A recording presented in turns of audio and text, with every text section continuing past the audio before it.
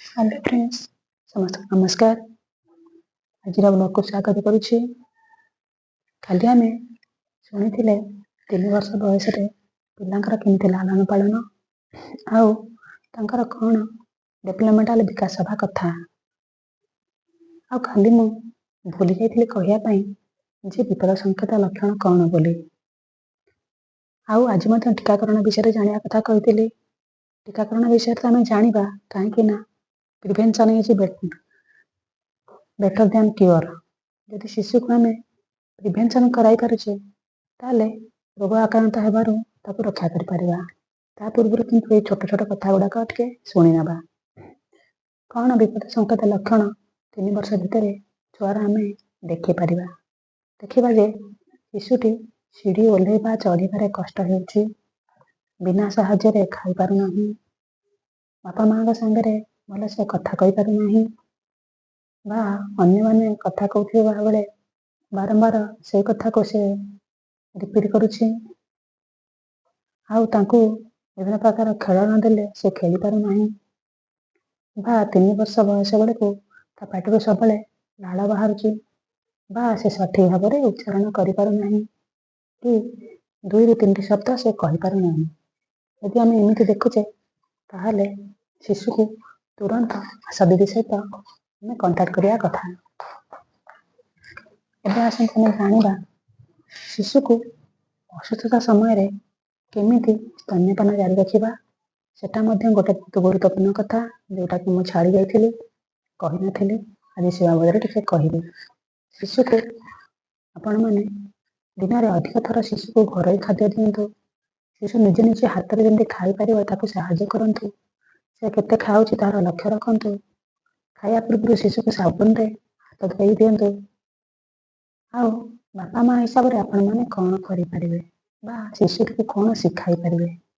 ଯେମିତିକି ଶିଶୁ 1, 2, 3, 4 ବସ୍ତୁ ଗଣିବାରେ କେମିତି ଗଣିପାରିବ ତାକୁ ଆମେ ଶିଖେଇବା।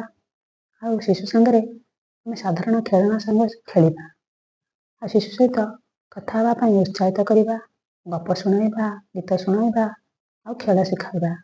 ଆଜିକାଲି କ'ଣ ହେଉଛି, ବାପା ମା ମାନେ ଏତେ କାର୍ଯ୍ୟ ବ୍ୟସ୍ତ ହଉ ବା ଟିଭି ଆଉ ମୋବାଇଲ ଏତେ ଆଡିକ୍ସନ୍ ହେଇଯାଇଛି, ତେଣୁ ମୋବାଇଲ ହଉ ଟିଭି ହଉ ସେଥିରେ ଆମର କାର୍ଟୁନ ଚ୍ୟାନେଲ ଲଗେଇ ଦେଇକରି ପିଲାମାନଙ୍କୁ ଛାଡ଼ି ଦେଉଛନ୍ତି।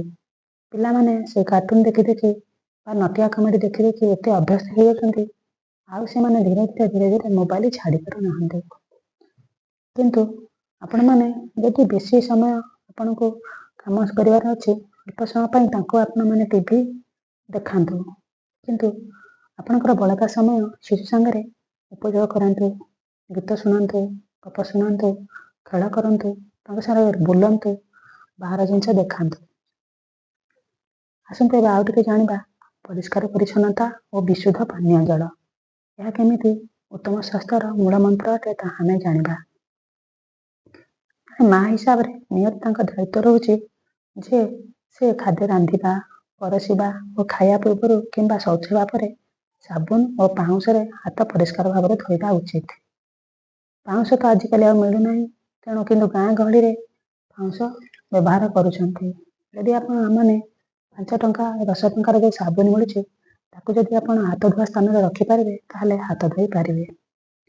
2 ନମ୍ବର ହେଲା ପାନୀୟ ଜଳ ନଳକୂପ କିମ୍ବା ସୁରକ୍ଷିତ ଜଳ ଉତ୍ସରୁ ହିଁ ପାଣି ଆଣି ବ୍ୟବହାର କରିବା ଉଚିତ।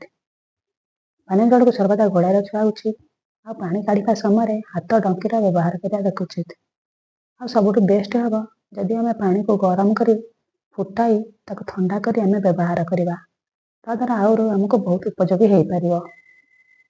ଆଉ ଗୋଟେ ହେଲା 3 ନମ୍ବର ହେଲା ଶିଶୁ ମଳକୁ ଅତି ସାବଧାନ ସହକାରେ ଏକାଠି କରି ତାକୁ ଶୌଚାଳୟ କିମ୍ବା ବାହାରେ ଅନ୍ୟ କୌଣସି ବର୍ଜ୍ୟବସ୍ତୁ ପକାଇବା ସ୍ଥାନରେ ପକାଇ ଦିଅନ୍ତୁ। ଶିଶୁ ମଳ କି ଆମମାନଙ୍କର ମଳ, ମଳ ହେଉଛି ମଳ, ତେଣୁ ମଳ ଦେହରେ ବହୁତ ଜୀବାଣୁ ଥାଏ। ଆଉ ବିଭିନ୍ନ ପ୍ରକାର ଆମ ଦେହରେ ଥିବା ବର୍ଜ୍ୟ ପଦାର୍ଥ ସେଇ ମଳ ଦ୍ୱାରା ବାହାରିଥାଏ। ତେଣୁ ଆପଣମାନେ ଭାବୁଥିବେ ଯେ ମୋ ଛୁଆଟା ଝାଡ଼ା କରିଦେଲା, ତେଣୁ ପରିଷ୍କାର କେତେ କାହିଁକି ହାତ ଧୋଇବି, ସେମିତି ନୁହଁ। ଆପଣମାନେ ନିହାତି ସାବୁନରେ ହାତ ଧୋଇବା ଦରକାର। ଆପଣଙ୍କର ଗାଈ ଗୋରୁଙ୍କର ସେବା କଲା ପରେ ମଧ୍ୟ ଆପଣମାନେ ହାତ ଧୋଇବା ଦରକାର। ଶିଶୁକୁ ସଫାସୁତୁରା କରିସାରିବା ପରେ ମଧ୍ୟ ସାବୁନରେ ହାତ ଧୋଇବା ଦରକାର। ତେଣୁ ଇଏ ତ ଗଲା ପରିଷ୍କାର ପରିଚ୍ଛନ୍ନତା ବିଶୁଦ୍ଧ ପାନୀୟ ଜଳ ବିଷୟରେ। ଏବେ ଆପଣମାନେ ଅସୁସ୍ଥ ଥିବା ଶିଶୁକୁ କେତେ ଅଧିକ ଥର ଖୁଆଇ ପାରିବେ। ଯଦି ଆପଣଙ୍କ ଶିଶୁ ଅତି ଜୋରରେ ନିଶ୍ୱାସ ନେଉଥାଏ ବା କଷ୍ଟରେ ଶ୍ୱାସକ୍ରିୟା କରୁଥାଏ, ତେବେ ତୁରନ୍ତ ଡାକ୍ତରଖାନା ନିଅନ୍ତୁ। ବା ତାଙ୍କ ଛାତି ଭିତରକୁ ପଶି ଆସୁଥାଏ। ଆଉ ଏହି ସମୟରେ ଆପଣମାନେ କ'ଣ କରିପାରିବେ? ଅଧିକ ସ୍ତର ସ୍ତନ୍ୟପାନ କରାଇପାରିବେ, ଅନ୍ୟାନ୍ୟ ତରଳ ପଦାର୍ଥ ଦେଇପାରିବେ। ପରାମର୍ଶ ଅନୁଯାୟୀ ଶିଶୁକୁ ORS ଓ ଜିଙ୍କ୍ ବଟିକା ଦେଇପାରିବେ। ଖାଦ୍ୟ ଦେବା ପାଇଁ ଜାରି ରଖିବେ। ଯଦି ତରଳ ଝାଡ଼ା ବନ୍ଦ ନ ହୁଏ, ତେବେ ଶିଶୁକୁ ଡାକ୍ତରଖାନାକୁ ନେଇଯିବେ। ଯଦି ଶିଶୁକୁ ଅଧିକ ଜ୍ୱର ହୋଇଥାଏ, ତେବେ ତୁରନ୍ତ ସ୍ୱାସ୍ଥ୍ୟକେନ୍ଦ୍ରକୁ ନେଇଯିବେ। ଆପଣମାନେ ଘରେ ରଖି ଚିକିତ୍ସା କରିବା ପାଇଁ ମୋଟେ ଉପଯୁକ୍ତ ମାନିବେ ନାହିଁ। ତାପରେ ଆସନ୍ତୁ ଆମେ ଜାଣିବା ଯେ ଅତିଶୟ ପୁଷ୍ଟିହୀନ ଶିଶୁ, ଯାହାକୁ ଆମେ 6 ମାସରୁ 5 ବୟସର ଶିଶୁଙ୍କ ପାଖରେ ଆମେ ବିବରଣୀ ବାହାର କରିପାରିବା। ଯାହାକି ଶିଶୁର ବାମ ହାତର ଉପର ବାହୁର ମଧ୍ୟ ଭାଗରେ ମୋଟେଇ 11.5 ସେଣ୍ଟିମିଟର ଠାରୁ କମ୍ ଥିଲେ ବା MUSE ମାପ ତାଙ୍କର କମ୍ ଥିଲେ, ତାହେଲେ ଆମେ ତାକୁ ତୁରନ୍ତ NRC ବା ନ୍ୟୁଟ୍ରିସନାଲ ରିହାବିଲିଟେସନ ସେଣ୍ଟରକୁ ବା ପୁଷ୍ଟି ପୁନର୍ବାସ କେନ୍ଦ୍ରକୁ ଆପଣମାନେ ରେଫର କରିପାରିବେ। ଆଉ ଗୋଟେ ସଂକେତ ଏମିତି 2 ପାଦରେ ଫୁଲା ଥିଲେ ତାକୁ ମଧ୍ୟ ଆପଣମାନେ ପଠାଇ ପାରିବେ। ଆଉ ଗୋଟେ ହେଲା ହାଇଟ୍ ସହିତ ୱେଟ୍ ମଧ୍ୟ ମାପିକିରି ଆପଣମାନେ ପଠାଇ ପାରିବେ। ଶିଶୁର ବିକାଶ ଯଦି ମନ୍ଥର ହୁଏ, ତେବେ ତାକୁ ଅଧିକ ଥର ଖାଦ୍ୟରେ ତେଲ କିମ୍ବା ଘିଅ ମିଶାଇ ଦିଅନ୍ତୁ। ତା ସହିତ ଅଧିକ କଥାବାର୍ତ୍ତା କରନ୍ତୁ। ଶିଶୁ ସାଙ୍ଗରେ ଅଧିକ ସମୟ ଖେଳନ୍ତୁ। ଏହାପରେ ଯଦି ଆପଣ ଶିଶୁର ଆଶାନୁରୂପକ ବିକାଶ ନ ହୁଏ, ତେବେ ଡାକ୍ତରଙ୍କ ପରାମର୍ଶ ନିଅନ୍ତୁ। ଆଜି ପାଇଁ ଏତିକି। ଧନ୍ୟବାଦ।